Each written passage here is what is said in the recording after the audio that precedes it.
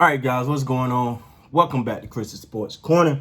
We continue talking about this NFL draft, man. And we're gonna talk about Baltimore's Ravens' second first round pick, Oweh. I'm probably butchering the heck out of his name, but that's the name he preferred to be called, and he said we're gonna call him that. We don't want another Muhammad Ali situation. What's my name? Anyway. So he originally was called Jason. He originally went by Jason in college, so people can, because they had a problem saying his actual name. Jason is actually his middle name. But he said he's going back to his original first name, and people just going to have to get used to calling him that. He's of Nigerian descent, and he wanted to be called his proper name. So I'm going to butcher it until I learn it, but I will try. Odafe, Oweh, yeah. So now this pick was a little bit of a surprise, and when you understand it because you're like, man, he didn't get a single sack last year. What the Ravens doing here? I don't get this one right. What else you'll say from the naked eye? Because if you only look at the stats, I'm gonna give you what one person called him. The DK Metcalf version, defensive version, meaning his athleticism, his freakish, just rawness, like just raw talent, just a crazy athlete, right? Now that's great. That's great. But see, when you hear, oh, he didn't even get a sack last year. Oh my God! What? No. Everybody's not going to be a sack master. All right.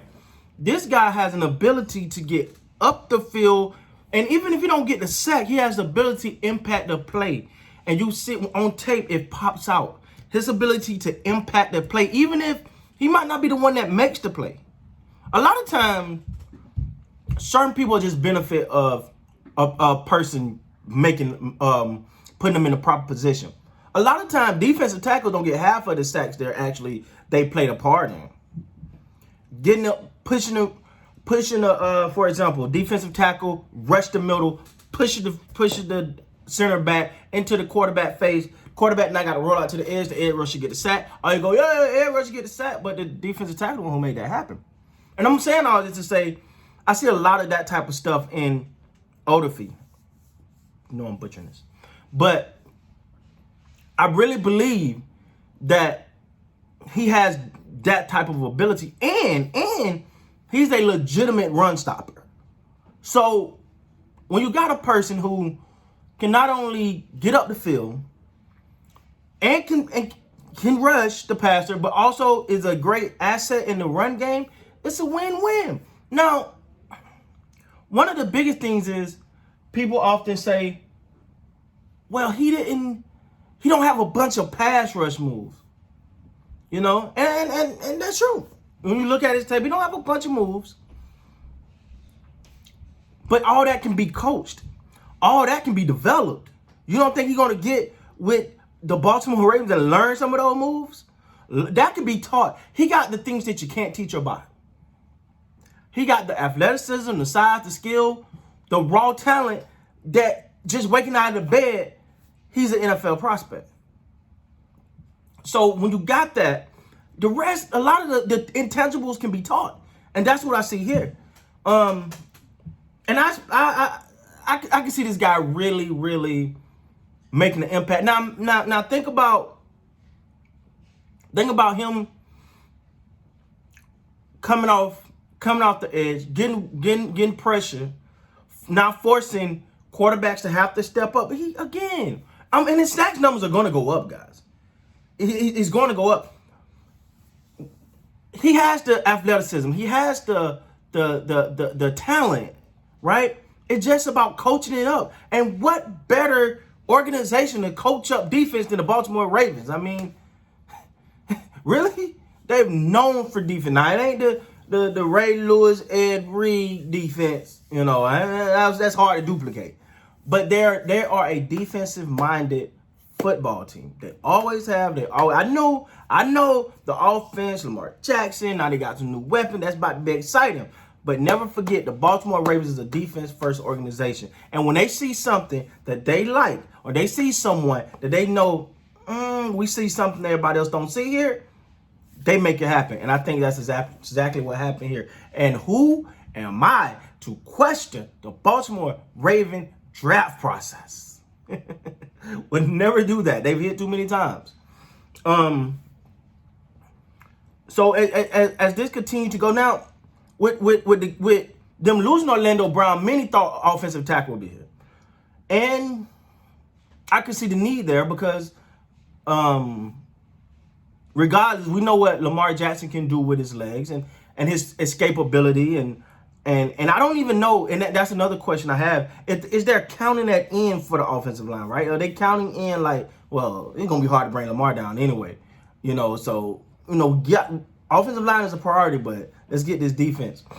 But I do feel like tonight, second and third round draft, they will get an offensive lineman to get boosted that offensive line a little bit. But they calling Carter's defense. I've always felt that way about him. Like I said, my only time I had a question when all the defensive guys were gone and they gave the franchise to Joe Flacco, and well, okay. But other than that, man, it's defense is gonna always be their calling card, and they see something in this guy. So as a spectator, I'm gonna sit back and I'm gonna watch, and I'm gonna say I trust it. I trust what I see. Like I said, the sacks are gonna come for this guy. I believe that. I believe that the sacks are gonna come. They're gonna come for him. The talent, like I said, the ability to rush the passer, the ability to play. Just the ability to stop the run is gonna get him into a position where he's an every down player. When you draft someone in the first round, you expect them to be an every down player. And this is someone that you don't have to take off the field for running plays. That's big. That's big. I don't think we realize how big that is. If this because a lot of times you have to substitute out. All right, this a known run play. Let's take this person out. Let's take this player out, put this player in because it's a known. This a running down right here. This a running situation. We know they're gonna run, so we got to get him off the field, get this other person on. He's a guy that stay on the field the whole time. You see what I'm saying? That become very, very important. Very, very important. So I love the pick. But I'm more excited about his future than I am his present. I will say that. I'm excited about what I think the Baltimore Ravens are going to do with him in the future and what it's going to relate to later. So anyway, that's my thoughts, man, on no longer Jason, but Odafe. Oweh. How are we saying that? That's my thoughts on him. Love the pick. I think he got the raw talent. He got to be molded, but he's an every down player. Now what you want. So with that being said, guys, please like, come subscribe to the channel. Until next time, man, you guys be great.